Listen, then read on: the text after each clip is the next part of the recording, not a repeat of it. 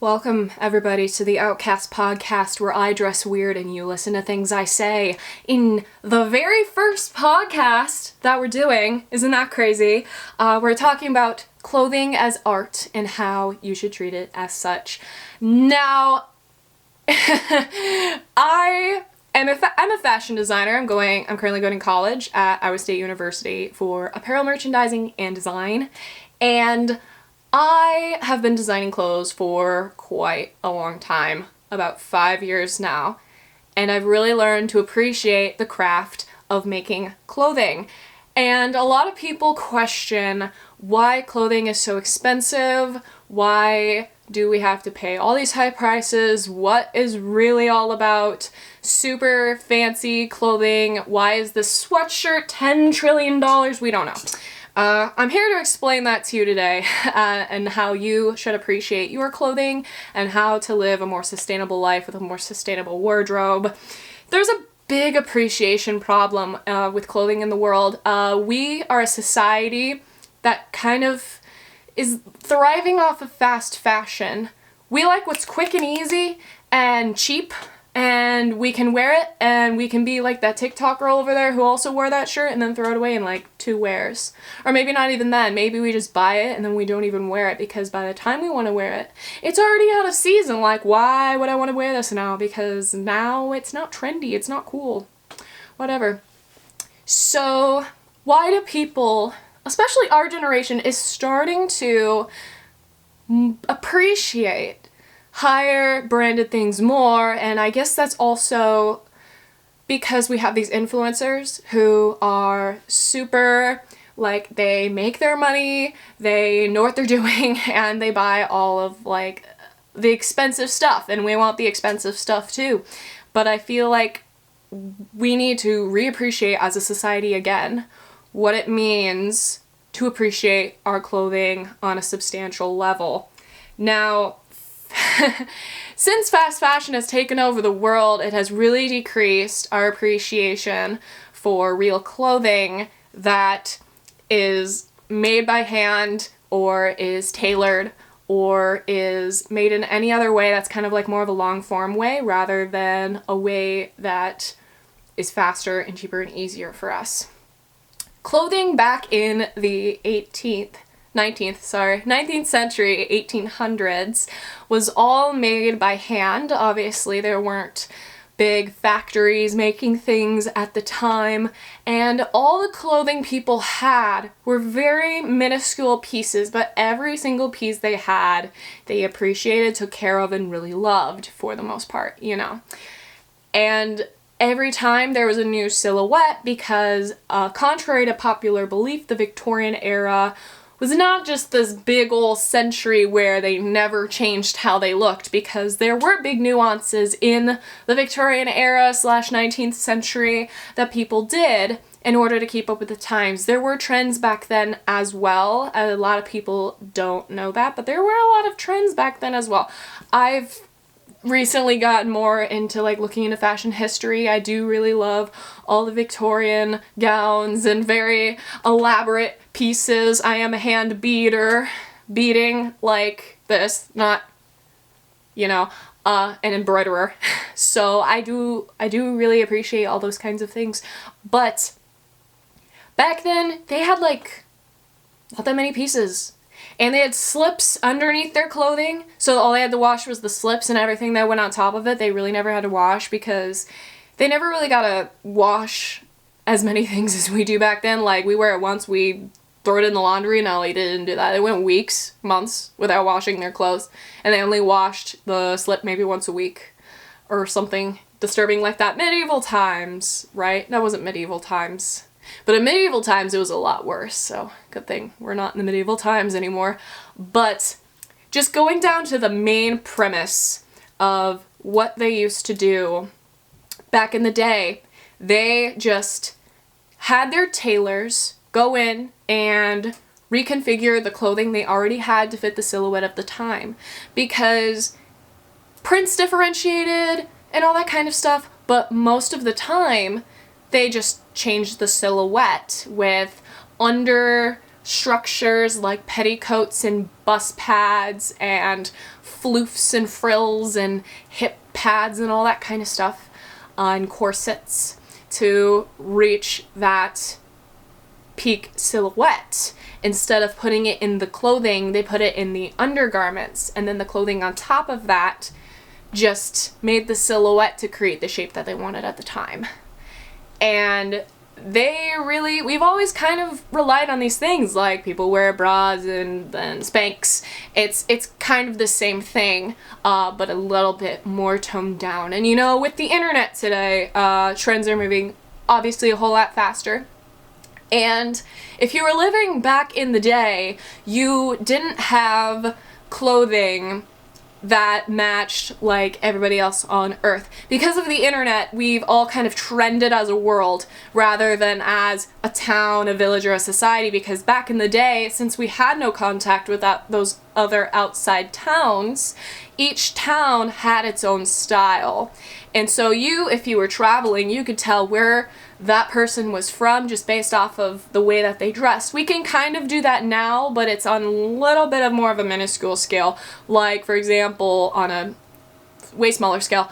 I'm from the Midwest, and I look like this. But that's because of the internet, right? Like, I follow beauty influencers, and I also look like a skater boy, but that was of no influence of the Midwest. It was the influence of the internet. So it really changes your perspective on things. Not knowing what's outside of yourself. You could get something from China like that. You couldn't do that back in the day. And since everyone used to make their own clothes, there was a lot less clothing out in the world. There were a whole lot less options to choose from. So you appreciated what you had more, and people put all this time into adding little into adding little like embroidery details and little buttons and frills and tags and linings. I know of a lot of people who don't put linings in clothing anymore. I personally love linings. It just finishes it off. It just makes it look nice. But they used to put all this time and extra work into something because they knew this person was going to have this garment for a very long time. So they decided to put in the extra work and time to make sure it fit properly and that it looked really nice and it was the way that they wanted it to look. Nowadays, in today's culture, we don't appreciate it because we know that it was way easier to make than it was back in the day. Not many people are making stuff by hand anymore. It's either by assembly line or by a machine. So we don't exactly appreciate it the same way we used to. But that has also gotten into our brains, right? If we want to buy somebody made by hand, we're thrown off because we're like, why is that $70 for a t-shirt? Well, I custom made the design and then I had them printed on the shirts, and then the shirts I wanted to make out of an upcycled material, so it's made of upcycled plastics, and then I had to put the tag on it and I had to sew all the garments together myself because I don't have a manufacturer, and then I had to pay the people who printed the design on the shirt to put it on the shirt, and then by the time I do all the finishings on it, like the cover stitch and serging it all together, it uses multiple machines that are several thousands of dollars for that. And because of all the things I know on how to put this knit t-shirt together, which is really hard to sew knits, it's a skill thing, and I put it all together, and that's why the shirt is $70. So when you think of it that way, you can appreciate the price of something a little bit more once you know the amount of time it took to put that kind of work into something. If it's something from a big manufacturer, like let's say you get something from Teespring or whatever, if you see an influencer who has their merch up on there, it's made by a factory, right? It's gonna be like a little bit cheaper because it's a little cheaper to make and it's more custom to people. But the thing is we need to appreciate more the things that are handmade, because most of the time they're one of a kind. They're custom, they may be tailored to your size, because let's get into this topic about how not everybody's the same size. They put you into 5 different categories of body shape. Honey, there are 7 billion different body shapes. Not everybody's the same size. And so what are we gonna do with that? I know people do mass production and they say like this size, the shape is kind of like how everyone kind of is. No. If you want something to fit really well, get it tailored. Even on the base level of just like getting a suit from a thrift store, right? Really cheap, maybe $30 or something like that, rather than this super, super, super expensive brand new tux that was made by like some factory in like Guam or whatever. You could get that upcycled, thrifted suit. You could have it tailored, and the whole price of that is all under the price it would be to get a super expensive suit that didn't even fit you. So that's the quality of tailoring things and or getting things made for you by scratch. Also, sustainability. We love sustainability. So also do that too. There's so much clothing out in the world. We want quantity over quality, you know? We think the more clothes we have, the happier we'll be. And I don't agree with that. Even though I am a fashion design major and I have a lot of clothes in my closet, I'm still constantly filtering out all the things I don't want. I'm currently trying to get to a point where the only clothing that's in my closet has a reason, purpose, it's really well made, it's thrifted, and I really like it. Or if it's a new item, I'm gonna wear it for a very long time, or it's supporting someone I know, or it is very well made. Did I say that already? Probably did. Still winded, I just went skateboarding. But the thing is now we have all these choices. Back in the day, we didn't have those choices, so we feel like we need more since there is more out in the world. And this is a big problem in the world, in society today, is that there is so much clothing out there. And the fact that there is so much clothing out there is that we want to throw it away more because we can't keep all this in our closets. We have to get rid of some. And I cannot stand people that just throw the clothing away in the trash. I cannot stand it. Go to a thrift store. Did you know 80% of people throw away their clothes in the trash can? It's ridiculous. Go to freaking Goodwill. Throw it in the Goodwill bin. I don't care. Salvation Army. If you have a cute little local thrift shop that will take your stuff, take it to them. They're a small business. Help them out, man. I mean, it's not that hard. And even there's an influx of things because now thrifting is a really big thing now, and people want to get money from their clothing that they don't want anymore, so they put it in thrift stores, and now there's an overflow in thrift stores. So what do? We can upcycle. Will that cost a little bit more? Yeah, because there are different intricacies and people can customize it. The artist can customize it in order to fit them, fit you, have your name on it, have something you like about something on it. It's art. They're just changing it up, just like you could change another art piece. Like, there are things out there where you could deface another art piece, like how people make the Mona Lisa like smoking a cigarette or something. It's the same thing. Upcycling, it's just the same thing. You're just changing another piece of art that already exists in the world. And I believe people should learn how to do this if they want to keep their clothing in their wardrobes. Like, also with tears and rips and holes and things that could be easily fixable in their garments. People don't choose to fix it because they don't know how to do it. I believe everybody should at least know how to sew their clothing back together. If it's especially ripped along the seam, like that is the easiest thing to fix. People should know how to sew on buttons, how to rip out things if they need to rip them out, add patches to cover holes if they want holes, but frankly, holes are kind of a thing right now, unless it's in the crotch. We do not like a crotch hole. But I feel like everybody should at least try to learn how to sew. Sewing is not a womanly thing, sewing is a human thing. And the more we realize that sewing is a human thing, the more the stigma can go away. All these men who are like, I don't sew. That's a woman thing. Or the women who are saying, I'm too lazy. I'm just gonna go to Forever 21 and get this other shirt and it'll be fine. Karen, it's not okay. You gotta learn how to fix your stuff, alright? It's not that hard. I want to put up a video later showing how to fix your clothes. And so I will be doing that hopefully in the future because I want to keep this podcast going. I'm actually starting this because of an English project, so Thanks, Alex, for this project. Really appreciate it. I'm so glad that nowadays there is a sustainability boom. Our generation is starting to learn the faults of the generation before us in the way where we're getting to a point where the world is destroying itself. And I'm not just talking about literally what's happening right now in the world, the worldwide pandemic of the coronavirus, but I am talking about just sustainability in general. We're finally starting to realize, hey, the ocean is turning brown. The ice caps are melting. The sun's getting hotter. Why is it snowing in July? I don't know. We're finally starting to realize that, which is a really good thing. So the sustainability boom is also helping out this cause, and there are just more and more creative people and more artists out there that are actually starting to be a little bit more appreciated. There are boutiques that exist in the world that also have vendors in them, but you may not know this. There are small business-owned boutiques that have vendors who hand make a lot of their stuff.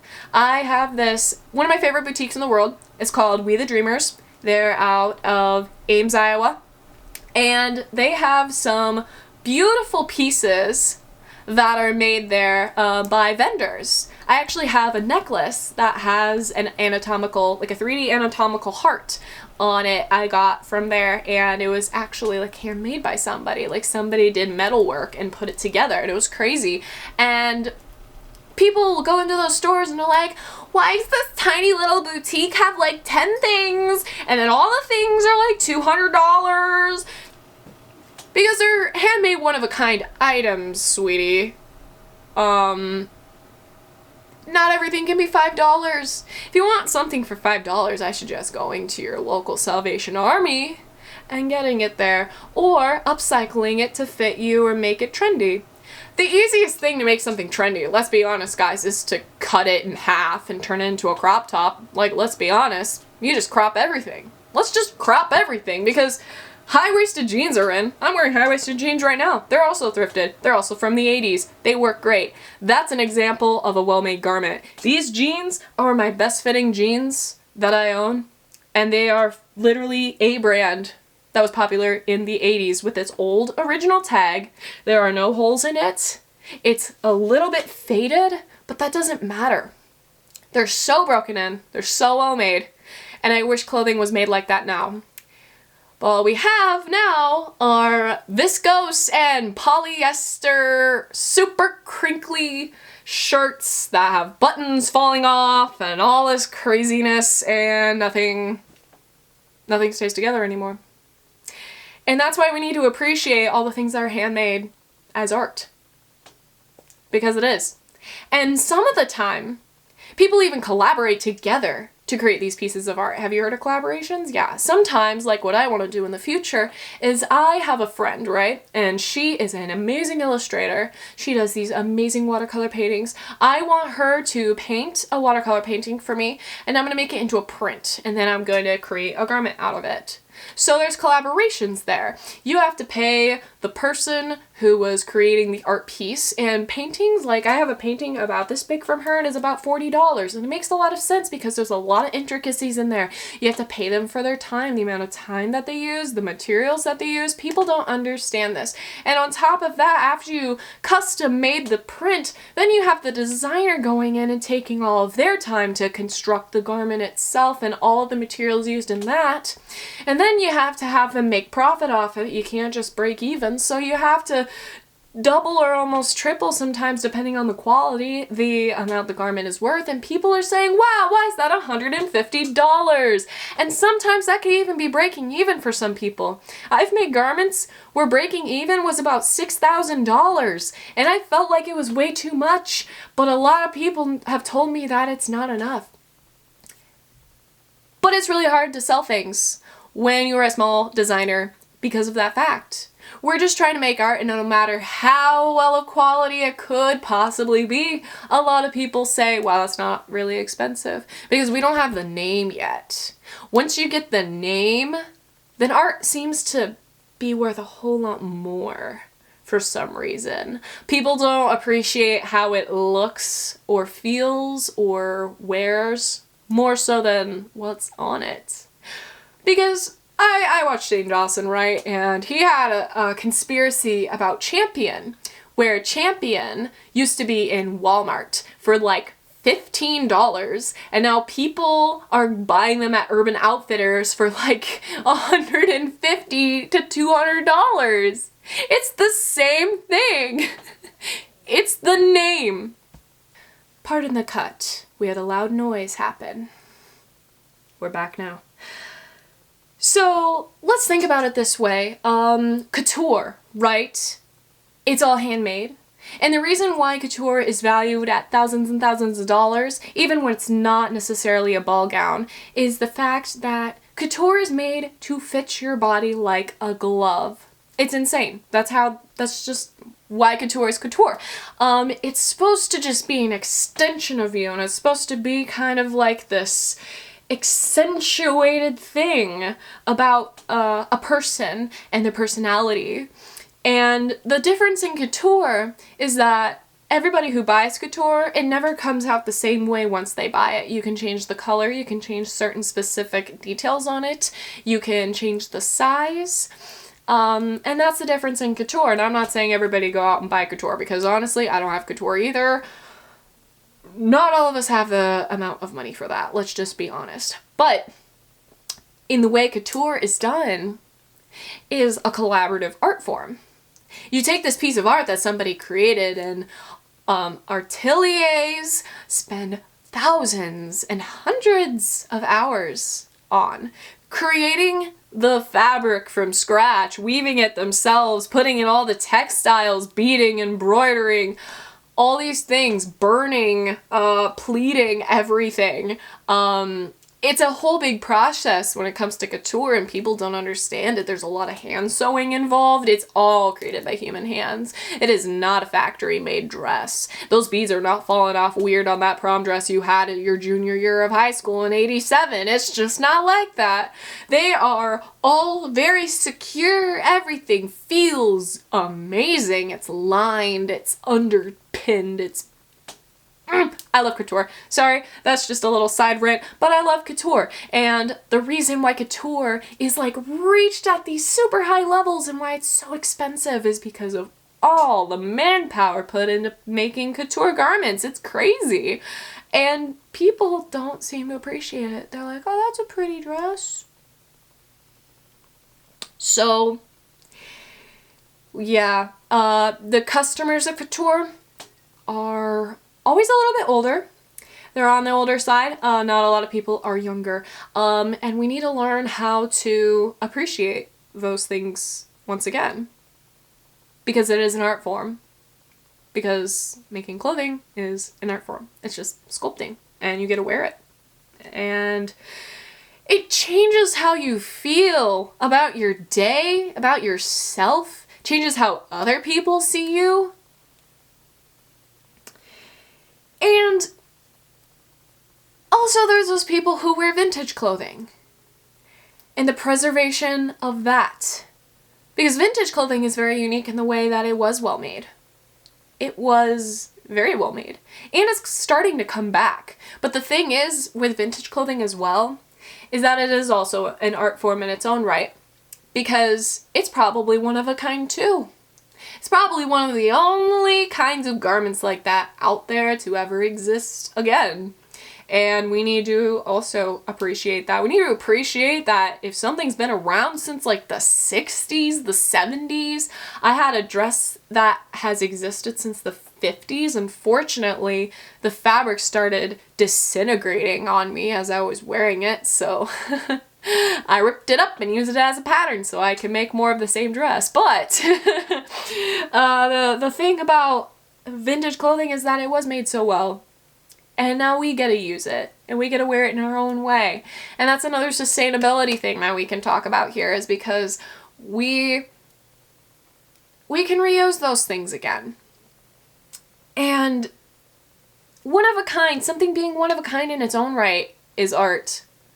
Like, if you treated something, like if you treated a drawing that you got from a really big artist, let's say you own a Picasso, right? You will want to cherish that thing. You will want to keep good care of it. You wouldn't keep it out in the sunlight, right? You'd have someone dust it or whatever ever so often. You'd want to preserve that because of the name. Going back to the name again.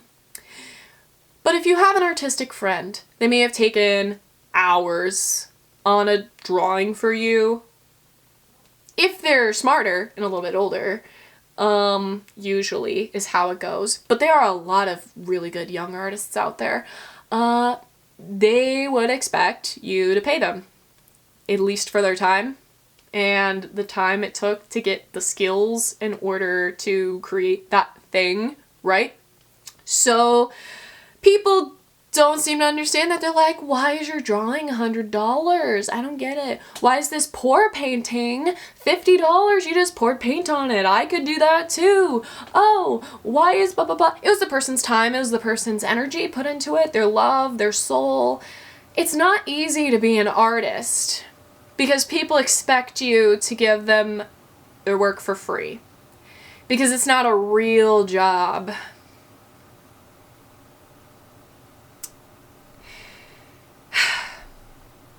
And with clothing, you can draw on clothing too. You can make art pieces on clothing, just like you can on paper. You can paint fabric, you can embroider it, you can bead it, B-E-A-D. People think I say beat. It's not that. Bead. You can add all these different kinds of things to clothing. You can actually make drawings on clothing. And people don't see it in the same way because to them, it's in the same category as that fast fashion that's just taking over the world. So what I gotta say about clothing, why it's an art form and why you should treat it as such, is because it changes your entire life. It determines how you feel in a given day. It shows the world who you are and what you can bring to the world. Clothing is the all-encompassing art form. And the reason for this is that it can involve drawing, it can involve photography and filmmaking. A quote from Chanel, I'm not going to say verbatim because I don't have it up in front of me right now, but basically what it states is that fashion is everything that makes you feel a certain aesthetic way. It is the way we do our hair, it is the way we do our makeup, it is the way we go about doing things in our everyday lives. It is about the attitude we present, the aesthetic we live in, everything. That is fashion. And fashion is an art form. We live as an art form. And life imitates art is probably one of my favorite quotes of all time. I'm gonna get it tattooed on me soon, but the reason why I love it so much is because life does imitate art. People make art to have people feel things and to open our eyes up to possibilities of things out there in the world. Right now, face masks, we're saving lives, guys. And it's not even just saving lives, it's just opening yourself up to a perspective. It could be a political shirt. It could be a shirt that is draped in a way no one's ever seen before, and you can look at a person and be like, you're a cool person. You have a really cool shirt on today. It determines how everyone feels around you and how everything works in the world. My camera decided to shut off on me, so here we are again. But anyway, I am to the end of this podcast. I'm so glad that you gotta come in and listen to what I had to say today. This is the second time I took this video because the first time, which I was really proud of and a whole lot calmer, I think I got a little riled up in this one, but I had a lavalier mic on, right, which are the smaller microphones. Here I can show you. This was what I had on, and it picked up none of my sound that that I said in like a 20-minute video. I don't know how long this is, but I now have a new microphone that I know that works, so I'm using it. It's on top of my camera right now. But yeah, now the sound works, Thank God. I had to do a few more cuts because things actually happened in the middle instead of the other one. I really wish I could have used the other video. But that was the end of this very first podcast. I hope you really enjoyed the Outcast podcast. Me looking strange like some kind of Victorian-esque skater boy, beauty guru. I am a mixture of a lot of weird things. But I hope you enjoy your days. I hope you appreciate your clothing. And stay safe inside today. And tomorrow. And however long this lasts, because we honestly have no idea. Take care.